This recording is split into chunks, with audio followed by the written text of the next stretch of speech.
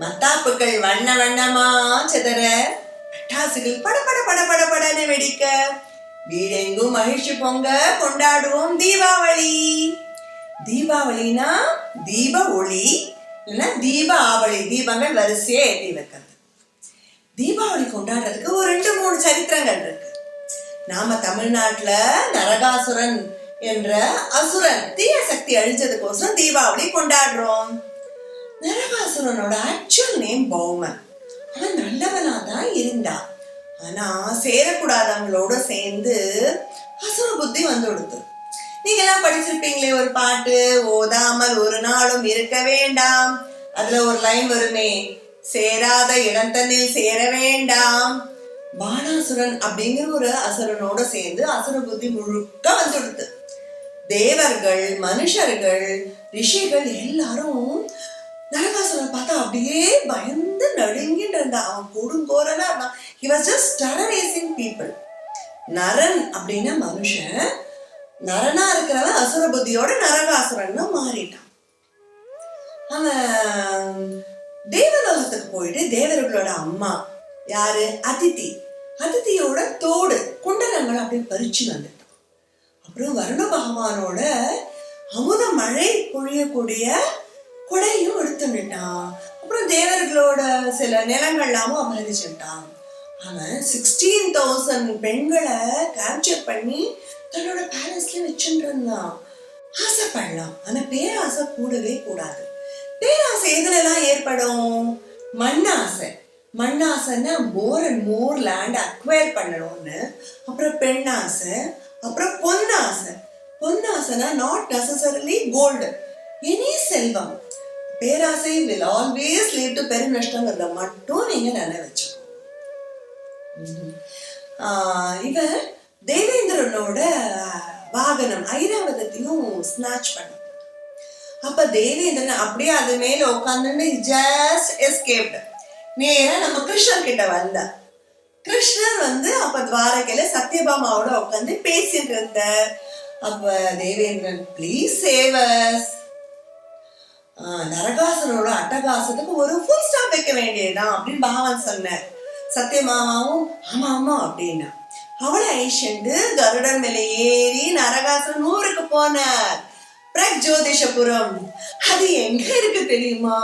இப்ப நம்ம அஸ்ஸாம் கவுஹாட்டி தான். நரகாசுரனும் தன்னோட பிளேஸ வெல் செக்யூர்டா வச்சிருந்தான். லேஸ் ஆஃப் செக்யூரிட்டின்னு. ஃபர்ஸ்ட் மலைகள்னால ஒரு அரண். பகவான் தன்னோட கதாயுதத்தால அப்படியே பட்டுன்னு அடிச்ச மலையெல்லாம் தூள் தூள் ஆக்கிட்டாரு. நெக்ஸ்ட் ஆயுதங்கள்லாம் வந்தது. அதாம தன்னோட ஆயுதத்தால அடிச்சுட்டாரு. அப்புறம் சுனாமி மாதிரி அப்படி தண்ணி வந்தது. அப்புறம் அப்படி பேய் காத்து அப்படியே புயல் மாதிரி. அப்புறம் அக்னி. இது மூணுத்துமே தன்னோட சக்கராயுதத்தால அப்படியே அடக்கிட்டாரு. அதுக்கப்புறம் he went inside. அப்ப நரகாசுரனோட மினிஸ்டர் முரன் அப்படிங்கிற அப்படியே ரெஸ்ட் எடுத்துதான். My palace is well secured. பகவான் தன்னோட பாஞ்சஜன்யத்தை எடுத்து சங்கநாதம் பண்ண. அந்த காலத்துலலாம் ஒரு டிசிப்ளின்றது ஒரு முறை இருந்தது. யுத்தத்துக்கு போறதுனா கூட எதிரிக்கு இன்ஃபார்ம் பண்ணவா. நீங்க மகாபாரதம் சீரியல்லாம் பார்த்துருப்பீங்களே. யுத்தம் ஆரம்பிக்கிறதுக்கு முன்னாடி இந்த பக்கம் பீஷ்மர் சங்கநாதம் பண்ணுவார், அந்த பக்கம் யுதிஷ்டர் அர்ஜுனன்லாம் சங்கநாதம் பண்ணுவார் இல்லையா? அப்பெல்லாம் பகல்வேள மட்டும்தான், சன்ரைஸ்லேயும் சன்செட் வரைக்கும் தான் யுத்தம். அதுக்கப்புறம் ராத்திரினா ஃப்ரெண்ட்ஸ் மாதிரி கூட எல்லாம் நிம்மதியா தூங்குவா. ஆனா அந்த தர்மம் எல்லாம் இப்போ குறைஞ்சுமே வருது. நாட் நெசசரிலி ஃபார் யுத்தம், எல்லாத்துலயுமே தர்மம் குறைஞ்சிட்டு வருது. சில்ட்ரன், நீங்க தான் தர்மத்தெல்லாம் நிலைநாட்டணும். முரன் சங்கநாதத்தை கேட்டு எழுந்து சண்டைக்கு வந்தான். பகவான் தன்னோட சக்கராயுதத்தால முரன் அழிச்சிட்டார். அதனால்தான் நாம இவரை முராரின்னு கூப்பிடுறோம். Next it is a turn of Narakasuran. Narakasuran நிறைய அஸ்திரங்கள்லாம் எடுத்துட்டு வந்தான். அப்படியே பகவான் மேல அக்னி அஸ்திரம் விட, பகவான் அதுக்கு வருணாஸ்திரம் நல்லிஃபை பண்ண. நாகாஸ்திரம், கருடாஸ்திரம், பிரம்மாஸ்திரம்னு மாறி மாறி நல்லிஃபை பண்ணிட்டே இருந்தா. இதெல்லாம் கேட்டா ஏதோ ஃபிக்ஷன் மாதிரி, ஏதோ கற்பனை கதை மாதிரி இருக்கு இல்லையா? நோ. இப்ப அந்த ஈராக் போதெல்லாம் பார்த்துருப்பீங்களே, கேட்டிருப்பீங்களே, மிசைல் லான்ச் பண்றா, இங்க இந்த ஒரு மிசைல் லான்ச் பண்றா, அது நல்லிஃபை பண்ண இன்னொரு மிசைல் வருது இல்ல. சோ இந்த அஸ்திரங்கள்லாம் should have been there scientifically prove பண்ண முடியாது போல இருக்கே. கடைசியில நரகாசுரனை பகவான் தன்னோட சக்கராயுதத்தால அழிச்சிட்ட. சாகரத்துக்கு முன்னாடி நரகாசுரன் பகவான் கிட்ட ஒரு வரம் வாங்கிட்டான். You see, I have been bad. எனக்கு so I deserve this punishment. பகவான் கையாலே என்னோட டெத் வந்தது எனக்கு ரொம்ப சந்தோஷம். ஆனா என்ன மாதிரி யாரும் கெட்டவாளா இருக்கக்கூடாது. So let my death be an example. என்னோட டெத்தை எல்லாரும் செலிப்ரேட் பண்ணணும் அப்படின்னு வரம் வாங்கிட்டான். அதனாலதான் நாம தீபாவளி நரக சதுர்தசி அன்னைக்கு கொண்டாடுறோம். தீபாவளின்னு என்ன பண்ணுவீங்க? விடுகத்தால எழுந்துருவீங்க இல்லையா? அம்மா நல்லெண்ணெய் வெத்தலை ஓமம் போட்டு காய்ச்சி வச்சிருப்பாளே, அந்த ஓமத்தை கொஞ்சம் டேஸ்ட் பண்ணி பாருங்க, ரொம்ப நல்லா இருக்கும். அப்புறம் பலகையில கோலம் போட்டு எண்ணெய் வைப்பா, போய் வெந்நீர்ல குளிச்சுட்டு வர சொல்லுவா. நல்லெண்ணெயில லக்ஷ்மி இருக்கிறதா, வெந்நீர்ல கங்கை இருக்கிறதா ஐதீகம். அதனால கங்கா ஸ்நானம் ஆச்சான்னு கேட்பா. குளிச்சுட்டு வந்ததுக்கு அப்புறம் பெரியவாளுக்கு நமஸ்காரம் பண்ணி அவ கொடுக்குற புதுசு வாங்கிப்பீங்க. புதுசு போட்டுன்னு திருப்பி நமஸ்காரம் பண்ணுவீங்க, பட்டாசு விடுவீங்க. அப்புறம் நிறைய பக்ஷணங்கள்லாம் அம்மா பண்ணி வச்சிருப்பா இல்லையா, அதெல்லாம் அப்படியே டேஸ்ட் பார்க்க வேண்டியதுதான். தீபாவளி பண்டிகை சிவபெருமானுக்குரிய ஒரு சிறந்த விரதமாகவும் சொல்லப்படுறது. கைலாசத்துல சிவபெருமானும் அம்பாளும் உட்கார்ந்துட்டு இருந்தா. ரிஷிகள்லாம் அப்படியே அவளை பிரதட்சணமா வந்து நமஸ்காரம் பண்ணிட்டு. அப்ப பிருங்கி ரிஷின்னு ஒருவர், அவருக்கு சிவபெருமானதான் ரொம்ப பிடிக்கும். அவர் சிவபெருமான மட்டும் சுத்தி வந்தான். 2 பேரும் நடுவுல போக முடியலன்னு வண்டு மாதிரி அப்படியே தொலைச்சுன்னு போயிட்டு வந்தார். அம்பாள் அப்படியே சிவபெருமான பார்த்தார். சிவபெருமானும் அம்பாளை பார்த்து 2 பேரும் மனசார பேசிக்கிறா. இதற்கு தெரியலையே, சக்தி இல்லைன்னா சிவன் இல்லை, சிவன் இல்லைன்னா சக்தி இல்லை, இது எல்லாருக்கும் உணர்த்தணுமேனு பகவான் நினைச்சார். அம்பாளும் பகவான் நினைச்சத நடக்கணும் அப்படின்னு அங்கேருந்து கேதாருக்கு போனா. கேதார்ல சிவலிங்கத்தை பூஜை பண்ண ஆரம்பிச்சா, விரதம் இருந்தா. அதுதான் கேதார கௌரி விரதம். 21 நாள், விஜயதசமியிலேருந்து தீபாவளி அமாவாசை வரைக்கும். இந்த 21வது நாள் என்ன ஆச்சு தெரியுமா? சிவசக்தி ஐக்கியமாயி அர்த்தநாரீஸ்வரா எல்லாருக்கும் காட்சி கொடுத்தா. இந்த கேதார கௌரி விரதம் மாங்கல்ய பலம் தரக்கூடியதா சொல்லப்படுறது. நார்த்ல தான் தீபாவளி தங்களோட ராஜா ராமர் ஊருக்கு திரும்பி வந்த நாளுன்னு கொண்டாடுறா. ராமர் தன்னோட அப்பாவோட வாக்க காப்பாத்துறதுக்கோசரம் 14 வருஷம் காட்டுக்கு போனார். காட்டுல ராட்சசர்கள்லாம் அழிச்சார். ராவணன் சீதையை தூக்கின்னு போயிட்டான். ராவணனோட யுத்தம் பண்ணி வானர்களோட. அப்புறம் ராவணனை அழிச்சுட்டு வானர்களையும் அழிச்சுண்டு அயோத்தியாவுக்கு வந்தா. ராமர் வராருன்னு மக்கள்லாம் வீடு முழுக்க, வீதி முழுக்க, ஊர் முழுக்க தீபம் ஏத்தி வச்சு தீபாவளி கொண்டாடுறா. நார்த்ல எல்லாம் தீபாவளி 5 நாள் கொண்டாடுவா. ஃபர்ஸ்ட் திரையோதசி. திரையோதசி அன்னைக்கு தன்வந்திரேஸ்னு தன்வந்திரிய பூஜை பண்ணுவா. தன்வந்திரி யாரு? God's doctor. ஒரு சின்ன பிளாஷ்பேக், நம்ம கூர்மாவதாரம் போவோம். அங்க தேவர்களும் அசுரர்களும் மந்திரமலைய அப்படியே பார்க்கடல் கடைவா இல்லையா. அப்ப ஃபர்ஸ்ட் ஆழகால விஷம் வரும்.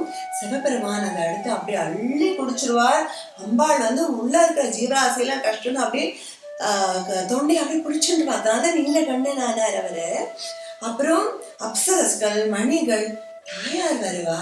அப்புறம் ஐராவதம், உச்சிரவஸ் எல்லாம் வரும். அப்புறம் கடைசியில தன்வந்திரி அமிர்த கலசம் எடுத்து ஆயுர்வேதம் கொண்டு வருவார் இல்லையா. சோ அவருக்கு அன்னைக்கு பூஜை. அடுத்த நாள் தீபாவளி சதுர்தசி அன்னைக்கு. அதுக்கு அடுத்த நாள் லக்ஷ்மிக்கு பூஜை. அதுக்கு அடுத்த நாள் கோவர்தன மலைக்கு பூஜை. கோவர்தன மலை எங்க இருக்கு? விருந்தாவனத்துல. மழை அப்படியே கொட்டின போது கிருஷ்ணன் தன்னோட சுண்டு விரலால கொடை மாதிரி தூக்கி பிடிச்சாரே. அதுக்கு அடுத்த நாள் பாய தூஜ்னு சொல்லுவா. அதாவது பிரதர் அண்ட் சிஸ்டர் ரிலேஷன்ஷிப்பை எப்படி போட்டுறது தெரியுமா? யமதர்மராஜனும் யமனையும் பிரதர் அண்ட் சிஸ்டர். அன்னைக்கு அவர் வந்து தன்னோட சிஸ்டர் பார்க்க வருவார். அன்னைக்கு யமுனையில குளிக்கிறவாளுக்கெல்லாம் மோட்சம் கிடைக்குமா? பிரதர் அண்ட் சிஸ்டர் ரிலேஷன்ஷிப் இன்னொரு பண்டிகை இருக்கு, ரக்ஷா பந்தன். ஆவணி மாசம் பௌர்ணமி அன்னைக்கு சிஸ்டர்லாம் பிரதர் கையில ஒரு த்ரெட் மாதிரி நோம்பு கயிறு மாதிரி கட்டுவா. இப்ப வேற நிறைய டிசைனா இருக்கு. நாட் நெசசரிலி ஓன் பிரதர், எந்த லேடியும் எந்த ஆண்கும் கட்டலாம், you are going to be my brother, you are going to save me அப்படின்னு. நாமெல்லாம் இங்க என்ன பண்ணுவோம், பொங்கலுக்கு அடுத்த நாள் கழு வைப்போம் இல்லையா, உடன் பிறந்தவர்களா நன்னா இருக்கணும்னு சொல்லிட்டு. ஓகே, இன்னைக்கு தீபாவளி பத்தி சில சரித்திரங்கள்லாம் தெரிஞ்சுட்டோம் இல்லையா. இன்னைக்கு என்ன புதுசா கத்துண்டோம், நரகாசுரன் அசுரன் குலத்துல பிறக்கல, அவன் மனுஷனாதான் பிறந்தான் பௌமன். ஆனா அசுர புத்தி பரவச்சுட்டான். அசுரர் குலத்திலேயே பிறந்த விபீஷணன் நல்லவனா இருந்து ராமருக்கு ஹெல்ப் பண்ணான் இல்லையா. அதனால ஒருத்தர் இந்த குலத்துல பிறந்தா, இவ கிட்ட நிறைய பைசா இருக்கு, இவ கிட்ட அதிகாரம் இருக்குங்கிறதுலாம் முக்கியம் கிடையாது. அவளோட செயல்கள் தான், what they do is only important. இன்னொரு விஷயம், நம்ம பிருங்கி ரிஷி பத்தி பார்த்தோம் இல்லையா. சிவபெருமான் மட்டும்தான் முக்கியம், அப்புறம் சிவசக்தி ஐக்கியமாயி தரிசனம் கொடுத்தாலும் பார்த்தோம் இல்லையா. கடவுள் பரபிரமம் ஒருத்தர் தான், அவரே தான் படைத்தல் காத்தல் அழித்தல் எல்லாமே செய்யறார். நாம அவரை வெவ்வேறு ரூபமா பூஜை பண்றோம்.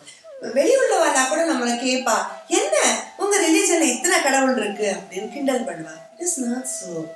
யூ சீ சில்ட்ரன், உங்களுக்கே ஒருத்தருக்கு உருளைக்கிழங்கு ரொம்ப பிடிக்கும், ஒருத்தருக்கு வெண்டைக்காய் பிடிக்கும், ஒருத்தருக்கு கேரட் பிடிக்கும். ஸ்வீட்ஸே எடுத்துட்டோம்னா ஒருத்தர் லட்டு, ஒருத்தர் மைசூர் பாகு, ஒருத்தர் ஜிலேபி, ஒருத்தர் ஸ்வீட்டே வேணா காரம் தான் பிடிக்கும்பா. நீங்க ஒரு ப்ரோக்ராம் ஒரு 4 சிஸ்டம் கம்ப்யூட்டர்ல ரன் பண்ணீங்களா, ஒரே மாதிரி தான் ரன் பண்ணும். ஆனா ஒரு 4 மனுஷா வேண்டாம், 4 இல்ல 4 கோடி மனுஷா எடுத்தாலுமே ஒவ்வொருத்தரோட யோசனைகளும் விதவிதமா தான் இருக்கும். அவளுக்கு விதவிதமா தான் ஆசைப்படுவா.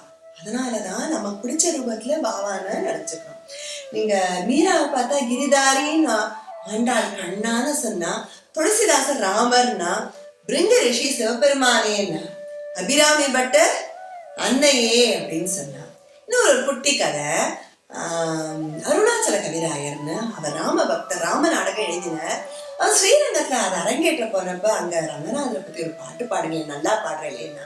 அப்ப அவர் என்ன பண்ணார் தெரியுமா, ஏன் பள்ளி கொண்டீர் ஐயான்னு பாடினார். ஆரம்பிச்சதுமோ ரங்கநாதர் வேலைதான். ஆனா உள்ளெல்லாம் நீங்க காட்டுக்கு போனேன், காட்டுக்கு போய் ராட்சசரோட சண்டை போட்டேன், ராவணன் அழிச்சேன், காட்டை 16 வருஷம் சுத்தின்னு வந்தேன், அதனால டயர்டா படுத்துட்டேடா அப்படின்னு பாடினார்.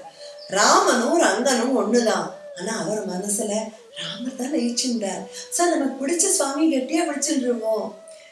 நம்ம மனுஷ சக்திக்கு மீறி ஒரு சக்தி இருக்கு, அதை ரியலைஸ் பண்ணிட்டா தப்பே பட மாட்டோம், பேராசைப்பட மாட்டோம், கோபப்பட மாட்டோம், எதுவுமே தப்பாவே யோசிக்கவே தோணாது.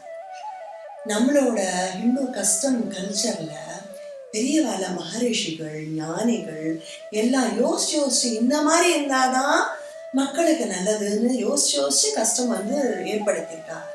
அது ஆயிரக்கணக்கான வருஷங்களா ஃபாலோ ஆயிட்டு இருக்கு. சிலது சயின்டிபிக்கா ப்ரூவ் ஆயிருக்கு.